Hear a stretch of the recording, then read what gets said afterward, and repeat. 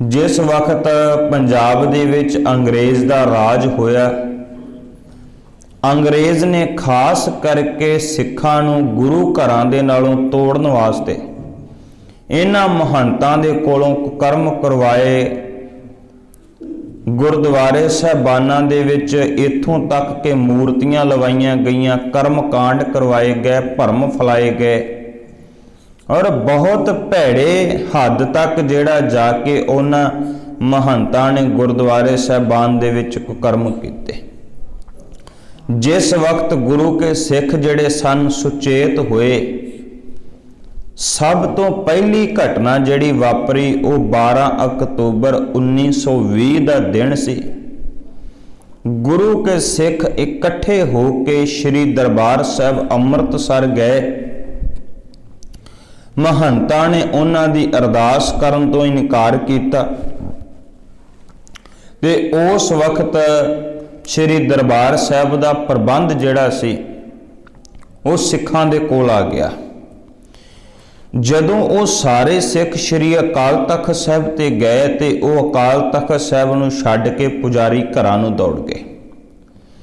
उस वक्त श्री अकाल तख्त साहब का प्रबंध भी गुरु के सिखां ने सांभना शुरू किया। सब तो पहला श्री दरबार साहब अमृतसर ते श्री अकाल तख्त साहब का प्रबंध सिखां दे कोल आया। दूसरे पासे गुरुद्वारा श्री दरबार साहब तरन तारण साहब, जो गुरु अर्जन साहब महाराज जी की चरण छो प्राप्त है, उस स्थान के उपर महंत जिहड़े सन वो बड़े कुकर्म करते पे सन। उन्होंने गुरुद्वारा श्री तरन तारण साहब सरोवर दे विच लिया के शराबां नूं ठंडिया किया। जेठ दा महीना सी ते उत्थे सरोवर दे कंढे ते बैठ के शराबां पींदे रहे। एक दिन गुरु के सिखां नूं उदों भारी ठेस पहुंची जदों उन्होंने लाहौर दे विचों कुछ वेसवा नाच गाने करन वालियां नूं लिया के ड्योड़ी दे विच नाच करवाया। एक सेवक जथा आया, उन्होंने उथे कीर्तन करना आरंभ किया। इन्हां महंतां ने ते महंतां दे गुंडियां ने उस सेवक जथे नूं धक्के मार के गुरुद्वारा साहब तो बाहर कढ़ दिता ते इह कहा, साडी इजाजत तो बिना इत्थे कोई कीर्तन भी नहीं कर सकता।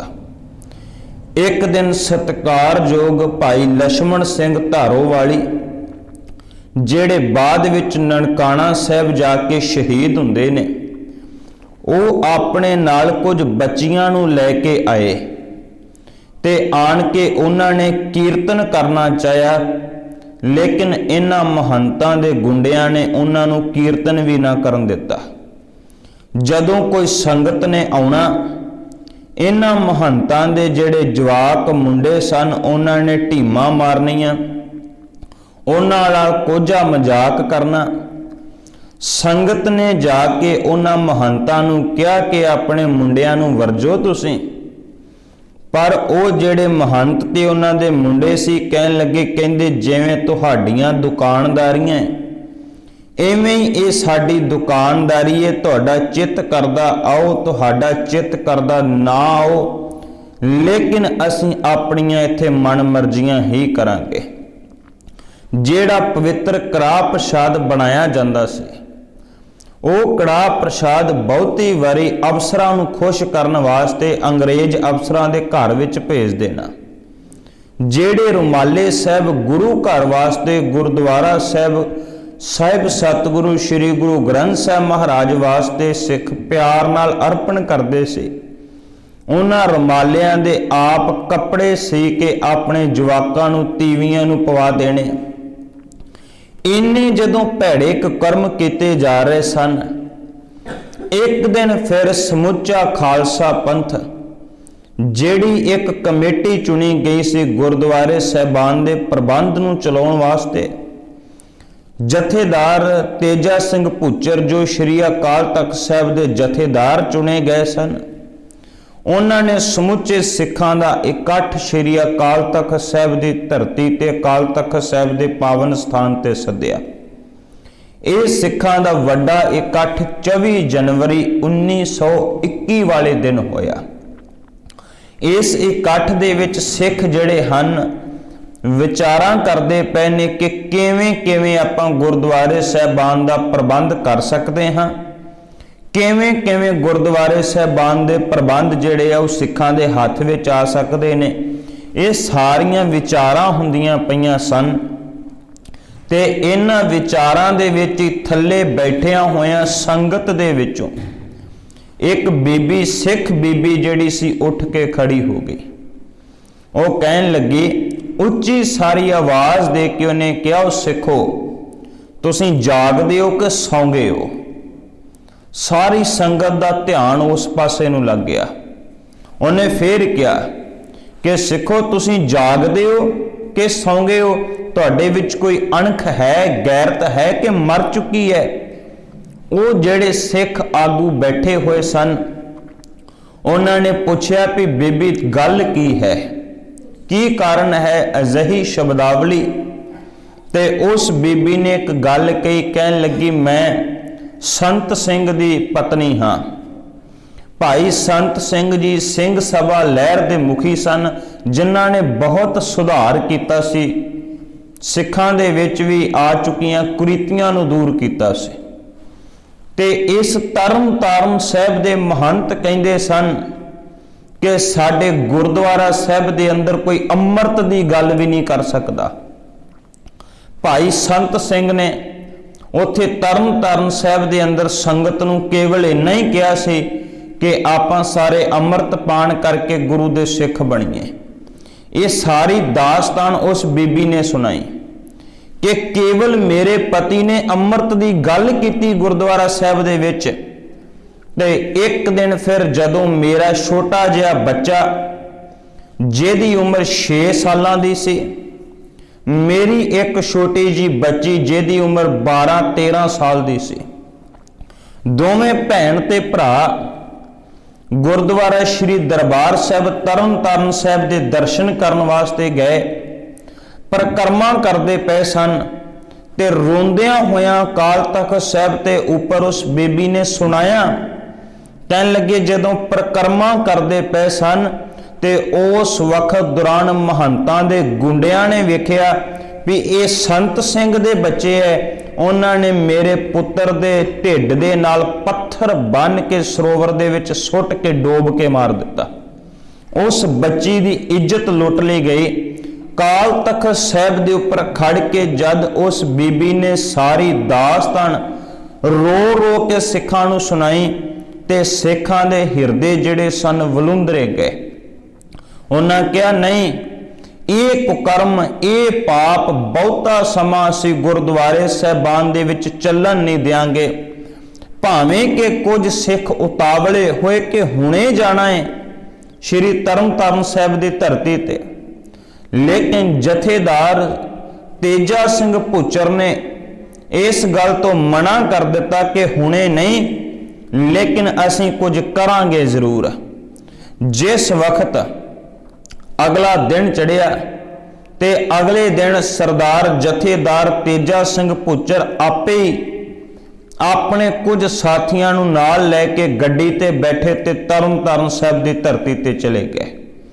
ਮਹੰਤਾਂ ਦੇ ਨਾਲ ਜਾ ਕੇ ਗੱਲ ਕੀਤੀ। ਪਹਿਲਾਂ ਤੇ ਉਹ ਮਹੰਤਾਂ ਦੇ ਜਿਹੜੇ ਗੁੰਡੇ ਸਨ ਉਹ ਸਾਰੇ ਮਾਰਨ ਵਾਸਤੇ ਤਿਆਰ ਹੋ ਗਏ, ਲੇਕਿਨ ਜਥੇਦਾਰ ਤੇਜਾ ਸਿੰਘ ਭੁੱਚਰ ਨੇ ਸਮਝਾਉਂਦਿਆਂ ਕਿਹਾ ਕਿ ਅਸੀਂ ਤੁਹਾਡੇ ਕੋਲੋਂ ਗੁਰਦੁਆਰਾ ਸਾਹਿਬ ਕੋਈ ਖੋਹਣ ਵਾਸਤੇ ਨਹੀਂ ਆਏ, ਅਸੀਂ ਤੁਹਾਡੇ ਨਾਲ ਗੱਲ ਕਰਨ ਆਏ ਹਾਂ, ਅਸੀਂ ਇਸ ਗੁਰਦੁਆਰਾ ਸਾਹਿਬ ਦੀ ਮਰਿਆਦਾ ਬਹਾਲ ਕਰਾਉਣ ਆਏ ਹਾਂ। ਗੱਲਬਾਤ ਸ਼ੁਰੂ ਹੋਈ।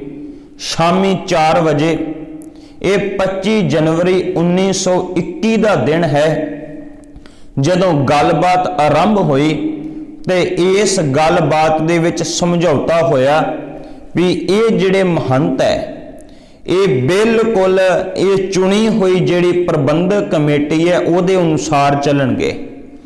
ਇਸ ਗੁਰਦੁਆਰਾ ਸਾਹਿਬ ਦੇ ਪ੍ਰਬੰਧ ਨੂੰ ਚਲਾਉਣ ਵਾਸਤੇ ਇੱਕ ਲੋਕਲ ਕਮੇਟੀ ਬਣੇਗੀ।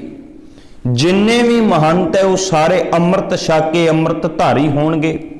ਕਿਸੇ ਤਰ੍ਹਾਂ ਦੀ ਕੋਈ ਕੁਰੀਤੀ नहीं की जाएगी।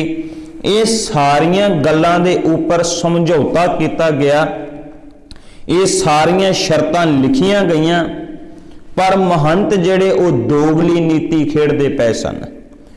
एक पासे सिखां दे नाल गलबात कर रहे सन, दूसरे पासे अपने गुंडियां नूं तैयार करदे पए सन कि आए हुए सिखां नूं खत्म किवें करना है। करदियां करदियां शाम पै गई ते शाम तो रात होने का समा हो गया। जदों रात हुई ते जेड़े सिख संगत कुछ गुरुद्वारा साहब दे अंदर कुछ बाहर सी, महंतां दे गुंडियां ने आण के पहला गुरुद्वारा साहब दे अंदर धुएं वाले बंब चलाए।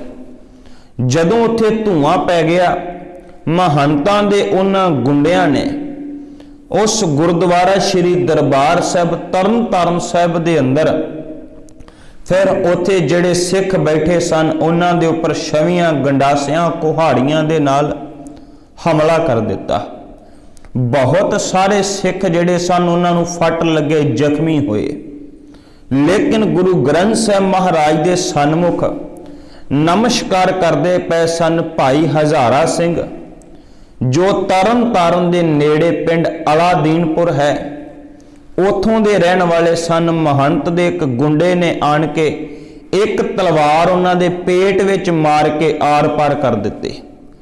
इसे तरह एक भाई हुकम सिंह जी कोट वसाऊ पिंड दे सन, वो भी जदों गुरुद्वारा साहब दे अंदर गुरु ग्रंथ साहब महाराज दे सन्मुख नमस्कार करते पे सन, उन्हां दे उपर भी हमला किया गया।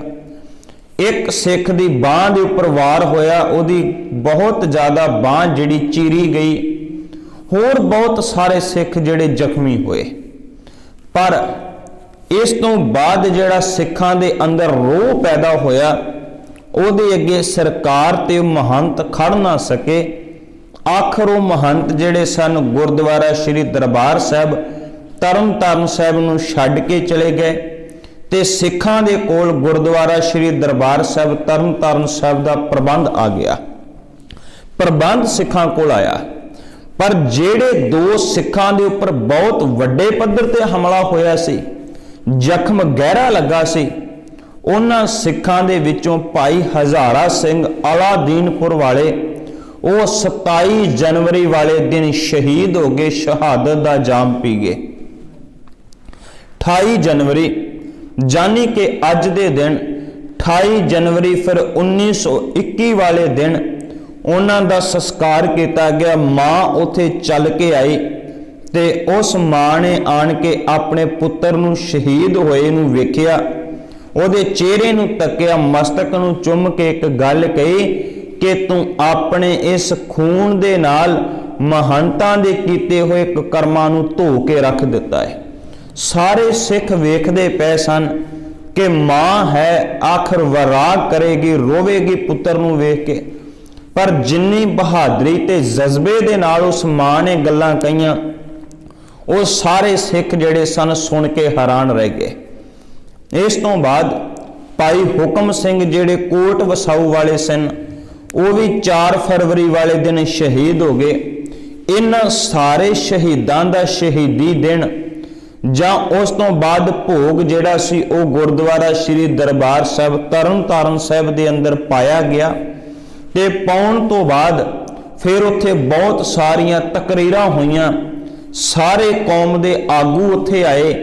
उन्हां दे विच सरदार लक्ष्मण सिंह धारोवाली भी आए।